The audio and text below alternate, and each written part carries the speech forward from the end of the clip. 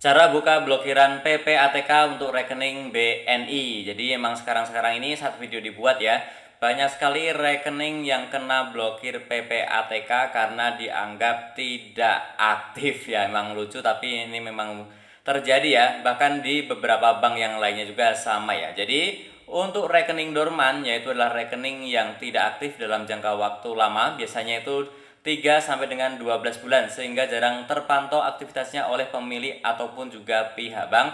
Ini akan dinonaktifkan oleh bank ataupun juga oleh PPATK ya. Nah, ini adalah untuk yang definisi secara umum. Tapi untuk di BNI sendiri, yang dinyatakan sebagai rekening dorman adalah yang tidak terpakai transaksi kredit maupun debit 180 hari berturut-turut, yaitu selain biaya administrasi, kemudian kalau misalkan ada denda saldo minimum, pajak, bunga, dan juga nilai saldo berapapun ya teman-teman. Kalau memang tidak ada transaksi selain itu, maka akan menjadi rekening dorman ya, dibekukan seperti itu. Nah, bagaimana cara untuk membukanya, untuk reaktivasinya? Nah, kalau untuk yang diblokir oleh BNI, cukup dengan datang ke bank BNI, kemudian melakukan setoran ataupun juga tarik tunai minimal 100.000. Maka nanti langsung akan aktif sendiri, ataupun juga cek statusnya bisa melakukan call centernya 1500046 ya. Nah, tapi kalau yang diblokir oleh PPATK maka akan lebih ribet sih, langkahnya lebih banyak. Yaitu seperti ini ya. Yang pertama, kita harus mengajukan pengisian formulir keberatan henti sementara PPATK melalui tautan yang ada di sini ya. Nah, ini sebenarnya yang keberatan harusnya kita ya, kita yang diblokir uang kita, tapi malah kita yang harus ini ya, repot-repot mengisi ini itu ya. Oke, teman-teman, untuk linknya ini biar tidak repot, teman-teman saya sediakan di deskripsi, silahkan diklik saja dan tampilannya adalah seperti ini.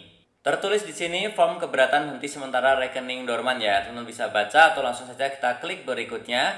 Maka akan ada beberapa yang harus kita isi, mulai dari nama pemilik rekening silahkan diisi, kemudian ini sesuai KTP ya, kemudian silahkan nomor KTP-nya juga silahkan diisi, kemudian nomor handphone juga silahkan diisi, alamat email silahkan diisi, kemudian nama banknya ya silahkan dipilih. Misalkan kalau untuk BNI ya kita cari yang bank BNI. Oke, kita pilih Bank Negara Indonesia Persero Tbk, kemudian silahkan setelah itu masukkan nomor rekening yang diblokirnya. Dan untuk ini kita pilih aja yang individu ya, kalau memang kita individu. Kemudian silahkan sumber dananya dari mana, misalkan gaji, kemudian tujuan penggunaan dana silahkan misalkan untuk transaksi kebutuhan sehari-hari. Kemudian untuk keberatannya misalkan pilih yang atas ya, rekening tidak digunakan untuk menampung dana hasil tindak pidana ya. Kemudian silahkan langsung klik berikutnya, maka kita akan diminta upload beberapa hal ya. Yang pertama adalah berita acara penghentian sementara transaksi dari bank kalau ada. Kalau enggak ini lewati nggak apa-apa, tapi yang di bawah ini wajib ya. Silakan isi halaman depan buku tabungan ya, ataupun juga tangkapan layar. Ini untuk yang banknya digital ya. Misalkan tidak ada buku tabungannya, silakan di capture aja aplikasinya, unggah di sini. Kemudian silakan untuk tanda pengenal ya, KTP, kitas, paspor ataupun kitab. Silakan teman-teman unggah di sini. Kemudian setelah itu ini untuk yang dikuasakan ya, bisa juga dikuasakan, upload di sini untuk KTP-nya yang menerima kuasa dan juga surat kuasanya ya. Dan setelah itu langsung saja kita klik kirim. Nah, setelah mengisi, teman-teman silahkan datang ke bank tempat pembukaan rekening kalau bisa untuk melakukan proses CDD ataupun profiling ulang dengan cara melampirkan KTP, buku tabungan, bukti pengisian keberatan henti sementara PPATK yang tadi, dan juga dokumen lain yang dipersyaratkan oleh bank ya.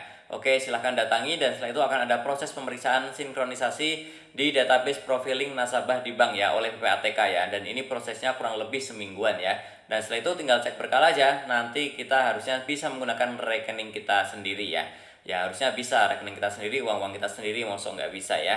Oke, semoga lancar ya teman-teman ya prosesnya, dan dananya bisa segera diambil lagi ya, digunakan lagi untuk bertransaksi. Yang masih bingung boleh langsung saja bertanya di kolom komentar. Dan tentunya masih banyak lagi info serta tutorial yang akan aku sharingkan di channelku ini. Jangan lupa tekan tombol subscribe, like, dan juga share. Sampai jumpa di videoku selanjutnya.